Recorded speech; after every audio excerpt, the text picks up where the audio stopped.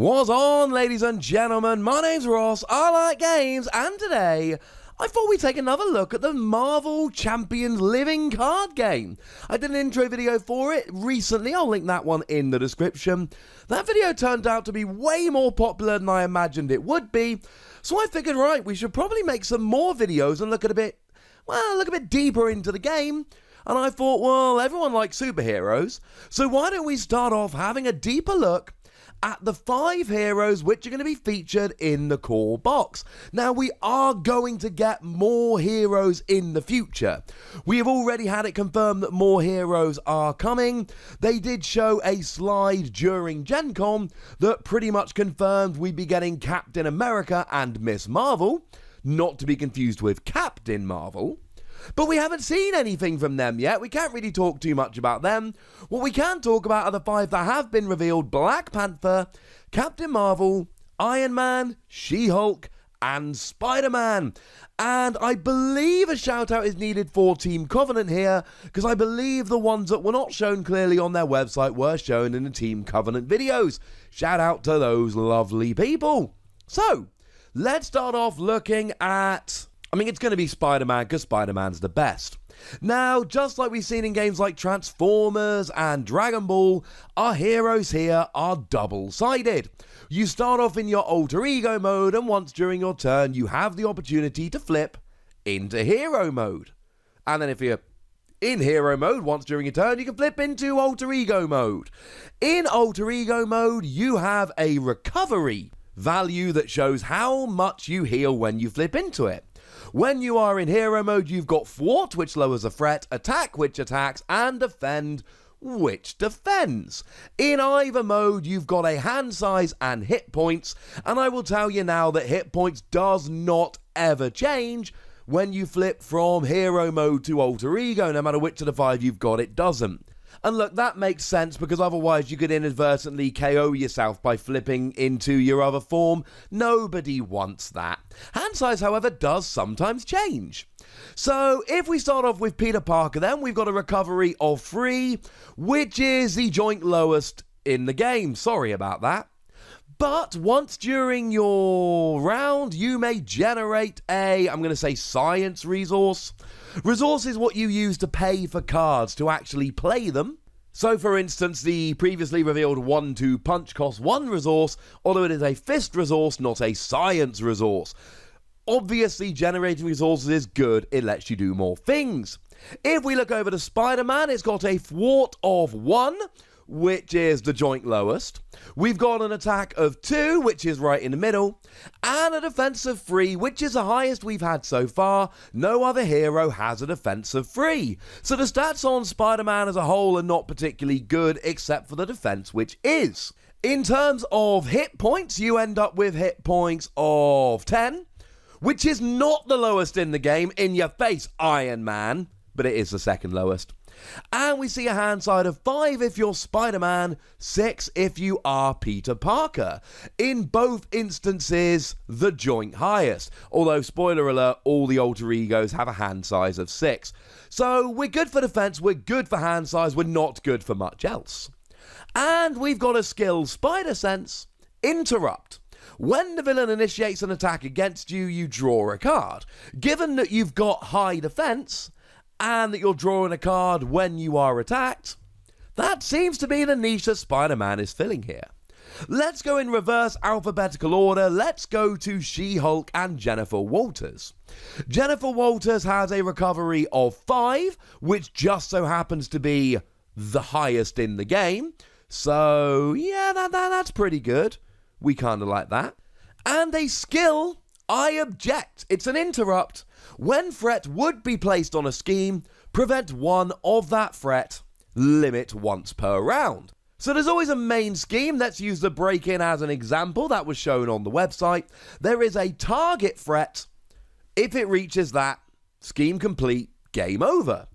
Every time that they would, or at least once per round, place threat on a scheme, you prevent 1. It's going to make it harder for the villain to win. That sounds like a good thing.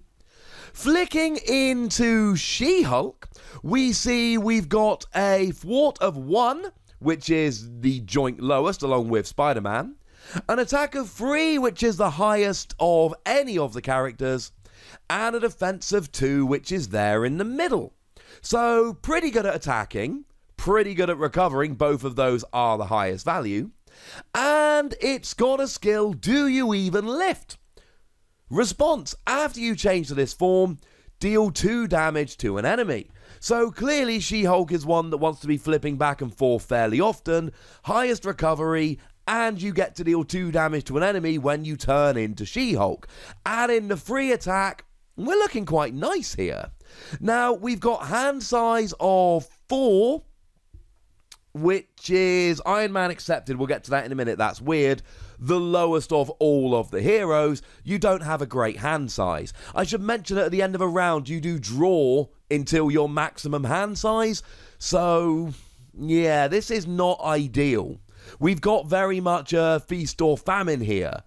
Low thwart, low hand size, but high recovery and high attack. We've also got 15 hit points, which is the highest of all of them.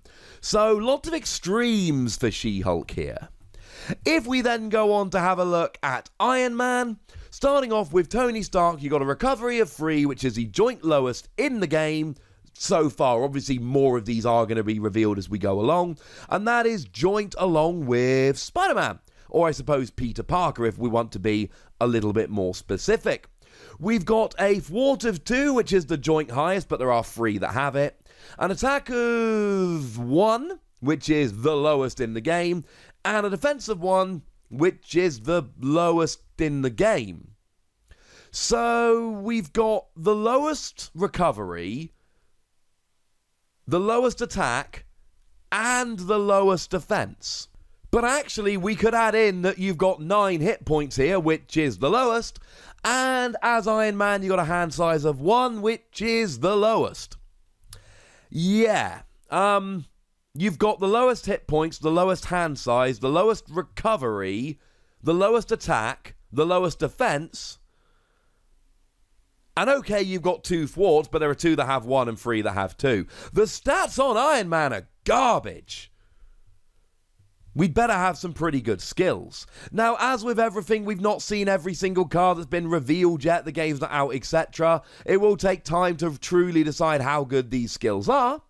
But when you are Tony Stark, Futurist, look at the top 3 cards of your deck, add 1 to your hand and discard the others. So Tony Stark starts with a hand size of 6, which all the alter egos do, but then you get an extra card and you get to choose it from 3. Searching/drawing is always powerful in every card game. That sounds good.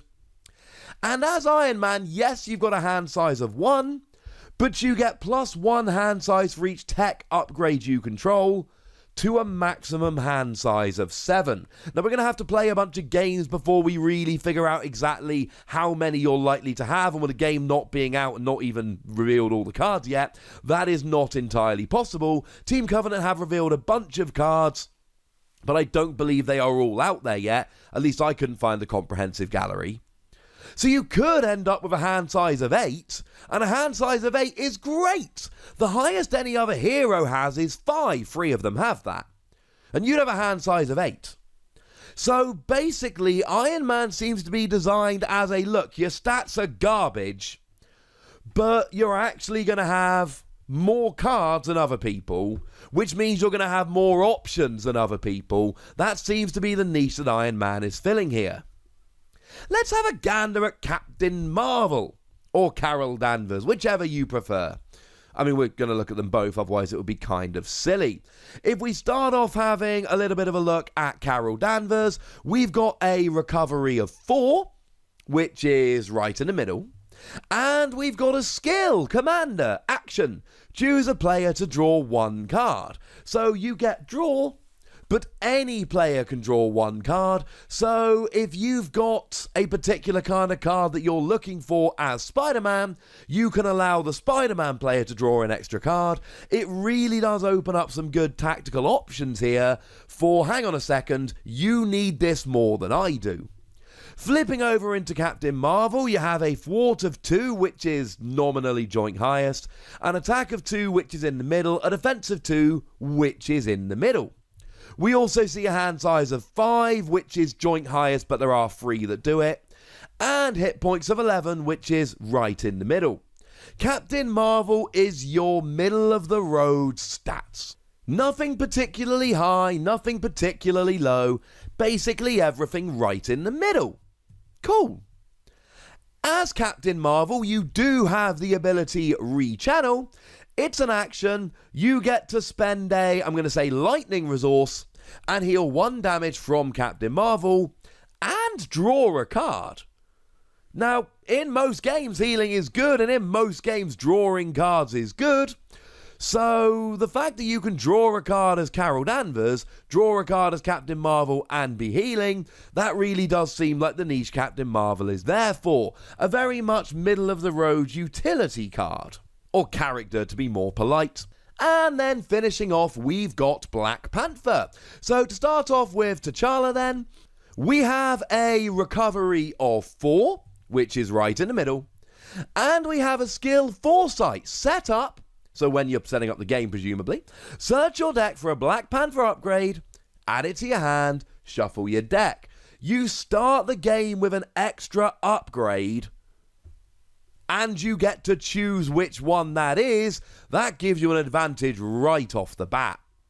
Flipping over to Black Panther, we have a thwart of 2, which is nominally the highest, an attack of 2, which is middle of the road, defense of 2, which is middle of the road, hand size of 5, which is nominally the highest, but again, 3 have that, and a HP of 11, which is middle of the road. To be fair, Captain Marvel is the second highest, but the highest is 15, which is a fair bit higher. Black Panther, very much like Captain Marvel, you've got very middle of the road kind of stats. I will say that Captain Marvel's defense is low, whereas Black Panther's HP is slightly lower. Okay. But they're both kind of middle of the road in terms of stats. And Black Panther has a skill, Retaliate 1. After this character is attacked, deal 1 damage to the attacking character. Spider-Man draws a card when attacked. Black Panther gets to deal 1 damage back. So there we go, ladies and gentlemen. There's a nice little look at the 5 characters which are going to be coming out in the core set. I still remain most excited about Spider-Man because I love all things Spider-Man, though I do love the fact that you're drawing cards, generating resources. It seems kind of cool. Iron Man really interests me, just because, yeah, the stats are garbage, but you seem to have a few more options, bit of search, better draw, etc. But then again, I also kind of like the look of She-Hulk, because you've got high HP, high attack, cheeky damage. I mean, I think I'm more just excited about the game as a whole. Is it out yet? Why not? I want to be playing this. Although if I'm picking one, I'm still going Spider-Man.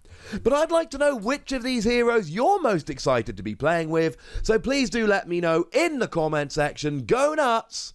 Be nice. And then make sure you like this video, subscribe to this channel, and follow me on Twitter at the Wossy, where we talk about games like Marvel Champions and anything else that takes my fancy.